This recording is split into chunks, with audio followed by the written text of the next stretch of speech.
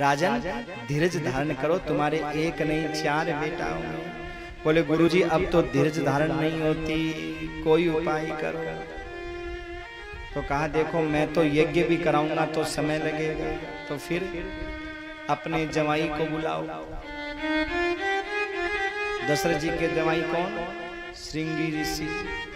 आप कहोगे बेटी कब हो गई? अरे तो दशरथ जी के बेटा ही तो नहीं था, बेटी तो थी।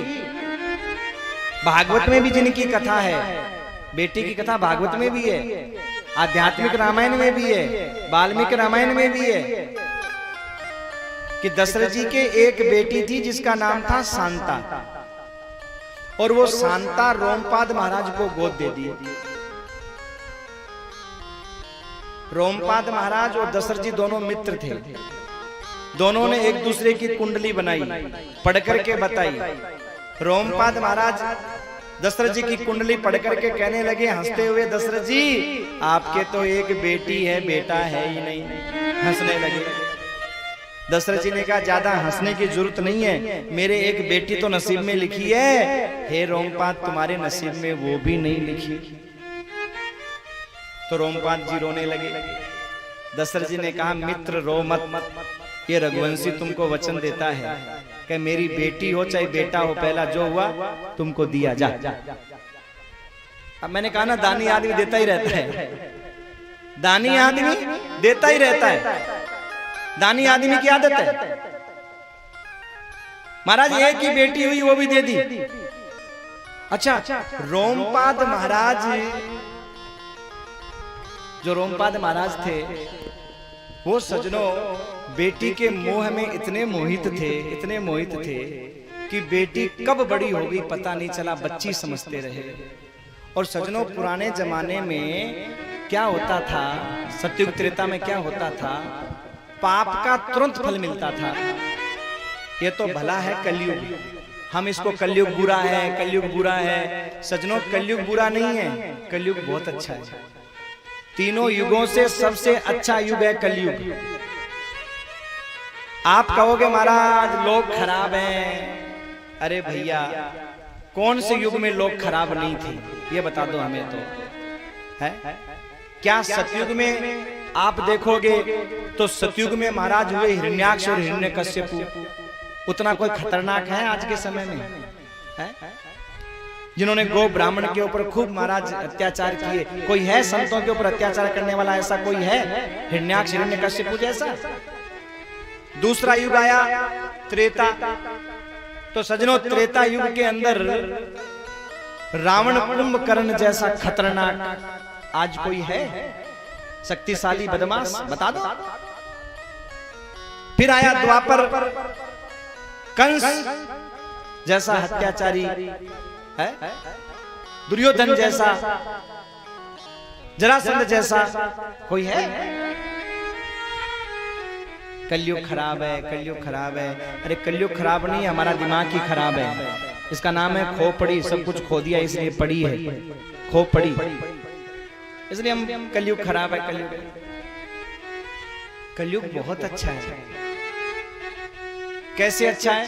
एक बार सतयुग त्रेता द्वापर तीनों जने कलयुग से मिलने के लिए गए कि क्या हालचाल है। तो महाराज कलयुग ने तीनों का मुंह देखने से मना कर दिया, मुंह नहीं देखूंगा तीनों का मैं। तो तीनों युग कहने लगे अरे भैया दुनिया वाले तो कहते हैं कि कलयुग खराब है, सतयुग त्रेता द्वापर सही है, और तू हमारा ही मुंह नहीं देख रहा है, क्या कारण है? तो कलयुग कहता है तुमने दुनिया को बहुत परेशान किया। कैसे परेशान किया? तो कलयुग कहता है कि सतयुग में अगर कोई एक झूठ बोल देता था तो उसके 1000 टुकड़े हो जाते थे, एक झूठ बोलने से सतयुग में। और महाराज इस समय 1000 झूठ बोल लो तो एक सर का बाल टूट के नीचे नहीं गिरता। बोलो कलयुग बढ़िया है या नहीं है? कितनी झूठ है? 1000 झूठ बोलने के बाद में भी सर का एक बाल टूट के नीचे नहीं गिरता।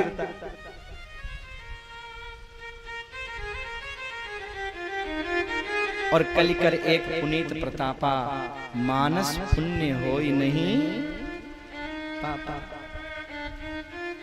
यत् फलम नास्ति तपसा न योगेन समाधिना तत्फलम लभते सम्यक कलौ केशव कीर्तनात्। जो फल सत्युग त्रेता द्वापर में तपस्या करने से, यज्ञ करने से, साधना करने से मिलता था, वही फल कलयुग में केवल भगवान का नाम लेने मात्र से मिल जाता है, वही गति प्राप्त हो जाती है। बताओ कलयुग कहां बुरा हुआ है? कहां बुरा हुआ? पर सजनों, पहले थोड़े से पाप की तुरंत सजा मिलती थी। शांता रजस्वला हुई, उसके फल स्वरूप रोमपाद महाराज के राज्य में अकाल पड़ गया। अब ब्राह्मणों से पूछा, महाराज ये दोष दूर कैसे हो? बोले, इस दोष का एक ही निवारण है, तुम्हारी कन्या का विवाह ऐसे पुरुष के साथ में हो जिसने कभी स्त्री का मुंह नहीं देखा हो। और सजनों, वो पुरुष थे कौन? श्रृंगी ऋषि। बचपन में मां चली गई। श्रृंगी ऋषि के पिता विभांडक मुनि ने मन में सोचा, मैं मेरे पुत्र को अखंड ब्रह्मचारी बनाऊंगा, जिसके मन में कभी यही भाव भी नहीं आए कि स्त्री होती क्या है। अखंड ब्रह्मचारी का मतलब क्या हुआ? जिसके मन में ये भावना है कि स्त्री होती क्या है। स्त्री को स्त्री जो न समझे, उसका नाम है अखंड ब्रह्मचारी बनाऊंगा उस व्यक्ति में अपने पुत्र को। तो सजनों, कभी कहीं जाने ही नहीं दिया। उस बालक को जंगल में रखा, कहीं नहीं जाने दिया। और उस बालक को महाराज विभांडक मुनि तो यज्ञ कराने गए हुए थे, और वहां की जो नृत्यांगनाएं थीं वो उस बालक को लेकर के आईं, और शांता जी के साथ में श्रृंगी ऋषि का विवाह संपन्न हुआ। बोलो भक्तवत्सल भगवान की जय।